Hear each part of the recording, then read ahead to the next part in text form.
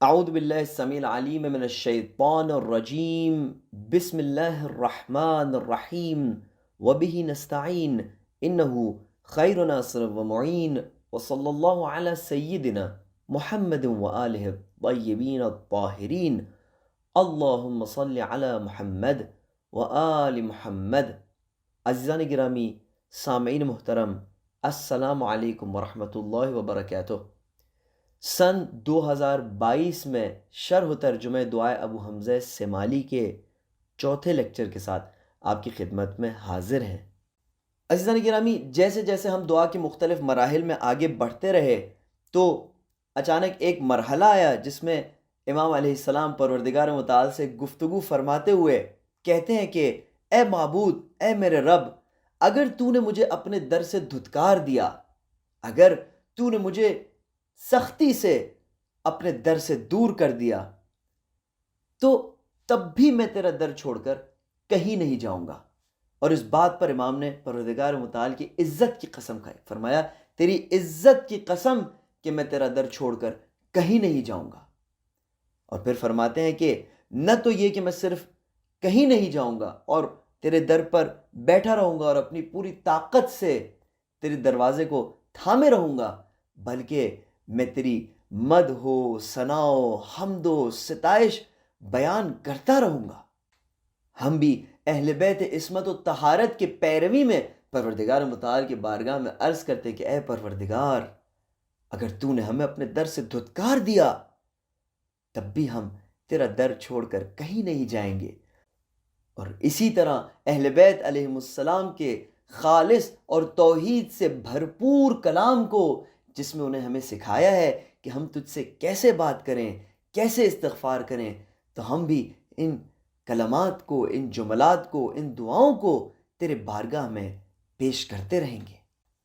عزیزان گرامی، کچھ دیر تصور کریں کہ اگر کوئی ہمارے اور ہمارے رب کی بیچ اس گفتگو کو سن رہا ہو اور پھر وہ ہم سے سوال کرے کہ اے شخص یہ بتا کہ مانا کہ اگر تو اس در سے دھتکارا بھی جائے اور سختی سے تجھے دور کر دیا جائے تو تب بھی تو اس در پر بیٹھا رہے گا، اور نہ تو یہ کہ صرف بیٹھا رہے گا بلکہ حمد و ثنا و مناجات کو کنٹینیو رکھے گا۔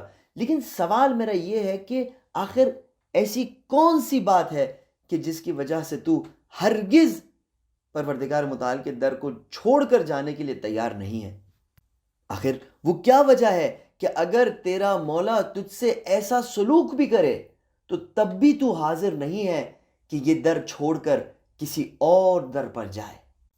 عزیزان گرامی، اس سوال کا جواب دعا کا وہ حصہ ہے کہ جسے ہم آج مطالعہ کرنے والے ہیں۔ ہم پروردگار متعال سے کہتے ہیں کہ لما الہم قلبی من معرفت بکرمک، پروردگارا، میرا تیرے در چھوڑ کر کہیں اور نہ جانے کی وجہ یہ ہے کہ میں نے اپنے تمام تر وجود سے تیرے کرم کو درک کر لیا ہے۔ میرا انگ انگ تیرے کریم ہونے کی گواہی دیتا ہے۔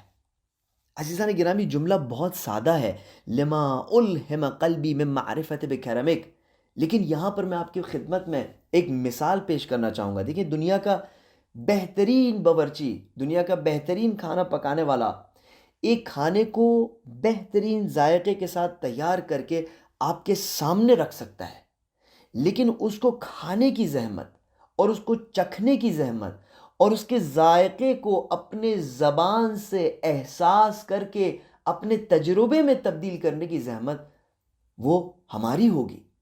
اسی طرح لما الہم قلبی من معرفت بکرمک، یہ معرفت جو پروردگار متعال کے کرم کی حاصل ہے، اس کو درک کرنا ہر شخص کی اپنی ذمہ داری ہے کہ وہ اپنی زندگی میں نظر ڈالے، وہ تفکر اور تأمل کے وسیلے سے اپنے زندگی کو پرکھے، اپنے تجربوں کو ایویلویٹ کرے اور اندازہ کرے کہ کہاں کہاں پروردگار متعال کا کرم اس نے دیکھا ہے، یا شاید سوال یہ بہتر ہو پوچھنا کہ وہ کون سی جگہ ہے جہاں پر اس نے پروردگار متعال کے کرم کو نہیں دیکھا ہے۔ یہ ہر کسی کا اپنا تجربہ ہے۔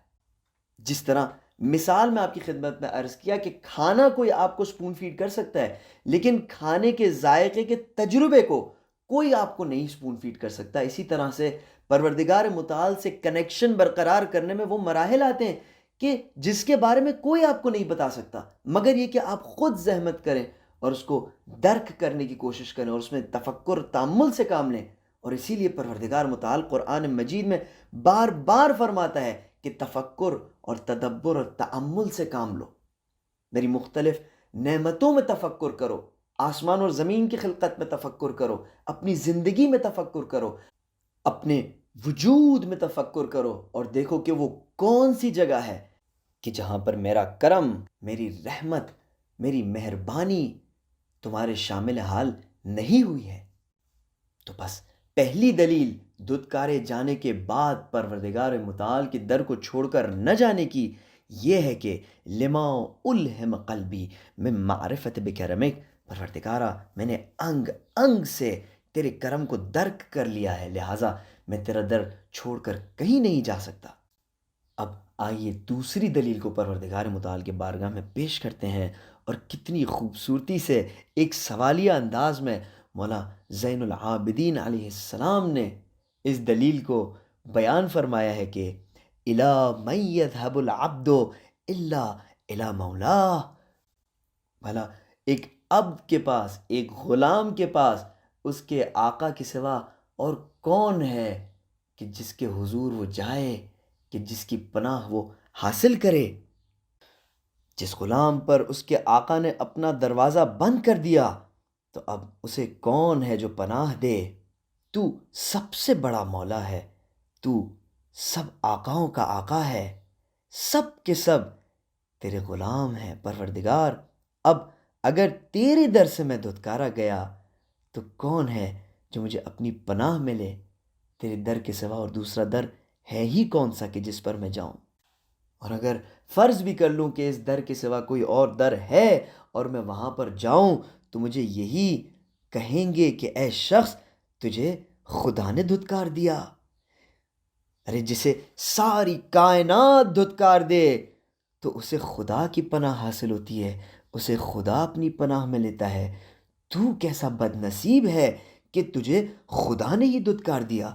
نہیں میرے معبود، نہیں، اِلَى مَن يَذْهَبُ الْعَبْدُ إِلَّا إِلَى مَوْلَاهُ، بھلا ایک غلام کے پاس اپنے آقا کے سوا اور کون سا در ہے کہ جس کی پناہ حاصل کرے؟